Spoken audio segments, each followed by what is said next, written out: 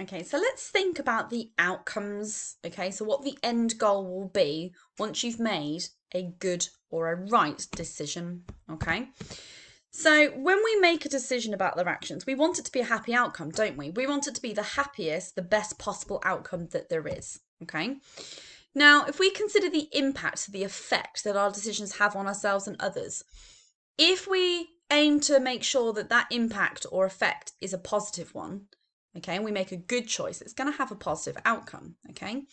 Now, it's also important to remember that making a not so good choice is okay as well, okay? Not everyone gets it right every single time. So if you imagine Boris Johnson, our Prime Minister, the consequences to his actions are monumental, okay? How he runs our country, okay, through this lockdown and the pandemic, every decision that he makes has a consequence. There's potential that someone dies. There's the potential that somebody doesn't get the vaccine or that people are made vulnerable.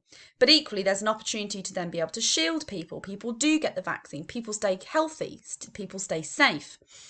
Now, he will have made all those decisions as informed decisions. Okay, because he meets with medical advisors, he meets with departments of education, departments of all the different areas that the pandemic has affected.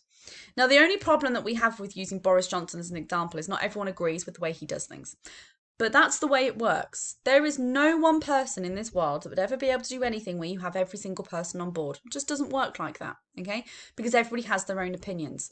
But equally, there might be some decisions that he's made that for the majority of the people wasn't the best decision. Okay, look at us at schools. There are many people that don't think that closing schools was a good idea because you guys are all at home and potentially missing out on learning. So if you think about the impact, although you guys have had access to the learning, you've not been in school. So there's been a consequence to that, and that yes, he's made a good decision because we've protected you and shielded you from school, but it's not necessarily the best decision because you're not in school.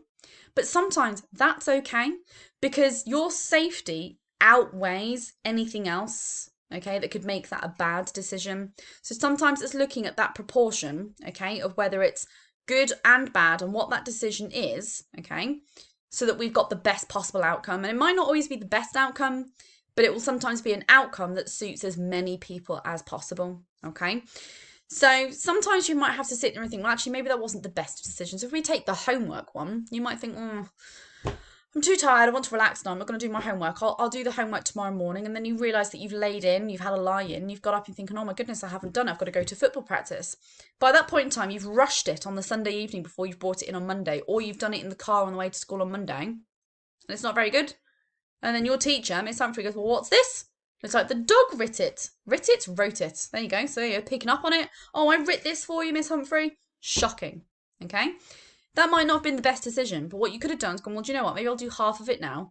Okay, I'll have a break and have my dinner and then I'll finish it off and then I can relax afterwards. That would have been a better decision because it would have had a better outcome for you. Okay? So to get the best results when it comes to making good choices, we need to think about all these things. So you need to consider all of your choices. There is always more than one choice. Okay, I might go into staff room and see someone's birthday cake. I have two choices.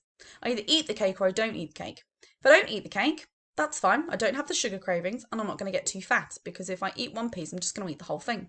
If I eat the piece of cake, okay, I've eaten lots of calories. I've got sugar. I've made my stomach go a little bit funny. If I then continue to get into that habit, Miss Humphrey's going to get fat and is not going to be able to walk out of the door. Okay, so there is always more than one choice, but one has a different consequence to the other one. Okay, you need to ask yourself if you've had to make this sort of decision before. So if you use a comparison of when you've used these decisions before, it'll help you make the right decision or a good decision the next time round that you're faced into a similar situation. Now, you need to think through each option. So like you've done with your tree, okay, you've had both your options and you've thought about the consequences and the impact and the outcomes, okay? So you've worked out what the end goal might be to all of them. So if you take your school situation, had I gone to school with my best friend, they've stayed with me for 5 years and I've done good subjects, but I haven't particularly enjoyed being at the school because I absolutely love sport. Had I gone to the other school, yes, I wouldn't have seen my best friend. I might have made a new group of friends. That's a good thing. That's healthy. I can still see my friend in the evenings or at the weekend, but I'm going to enjoy school a lot more because I get to do my sport. Now, if I get to do my sport and I enjoy it, I'm going to enjoy all of my other subjects because I enjoy being at school. So there are consequences to both decisions that you could potentially make. Now, sometimes if you're stuck making that decision, it's the best thing to do is to ask for help or advice, especially when it's really big, important situations. So when I was younger, I wanted to move to a new job, and I had to think to myself, well, what job do I want to do when I finished university? I didn't know what to do. My degree for psychology and counselling, I thought to myself, well, it's half a degree in each. I'm going to have to go back to university again. And I didn't want to go back to university again. I didn't particularly enjoy it. So I had to think to myself, well, what can I do that I'm good at? And I thought, well, I could be a teaching assistant in a school. And then it got a few years down the line. I thought, I don't want to be a teaching assistant anymore. I want more. I want to do more. So what could I do? And I thought, well, I'll do my teacher training. I'll train to be a teacher. Now, I hit a barrier when I thought to be trained to be a teacher, because I have to pay a lot of money back to the government for my first degree that I did at university, because I borrowed money from the government to be able to pay to learn. Now, when I do my teacher training, that in itself also costs another £20,000 for me to be able to live and train to go to university. So I had to think to myself, I'm going to train for a very challenging job, very rewarding job. I mean, I've ended up with the best class ever. But equally, there's a lot of money I'm now going to owe back to the government. I've got to add that extra £20,000 that at some point I've got to pay back. It's going to be a whole year of training again, where I'm going to have lots of work to do. But equally, I then have to look beyond the bigger picture. Now, I had to make that decision as whether I was suited to do teacher training or to be a teacher. So I asked all of my friends who were teachers, do you think I'll be able to do it? What might I need to consider? How can you help me prepare for my interview? Are there any skills that I could put down in my CV to show off how good I could be as a teacher?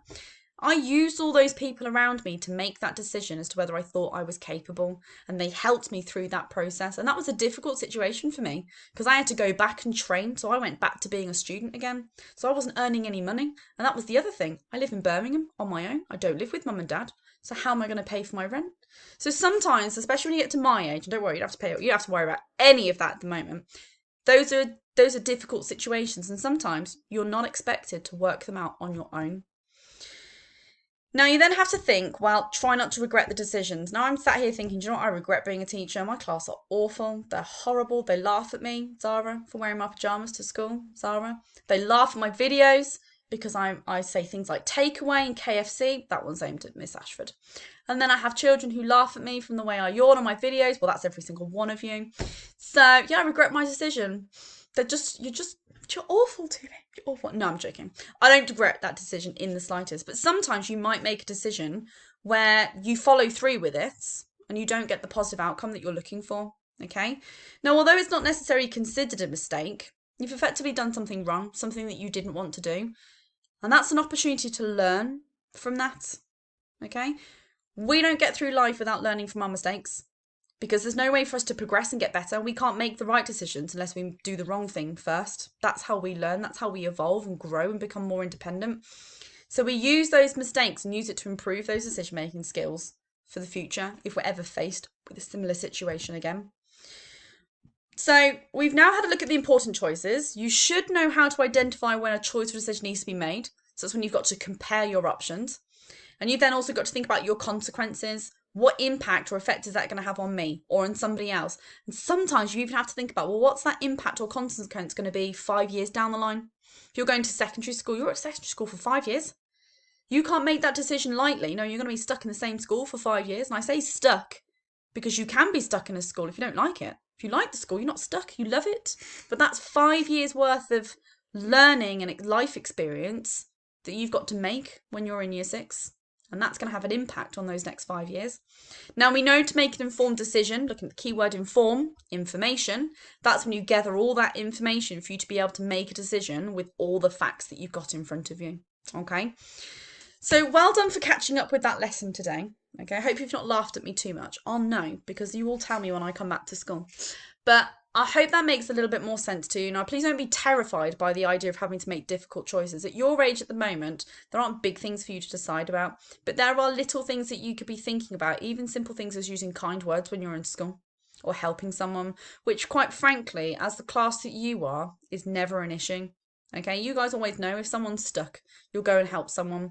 But the important decision you'll make is you'll make sure that you've got your work done first so that you've had a positive outcome and then you can go and help someone else. So that's actually something that you guys as a class are very good at thinking about. Okay, so well done for keeping up that lesson today. I look forward to having a look at what your problem trees were and just be interested to see what your choices potentially could have been.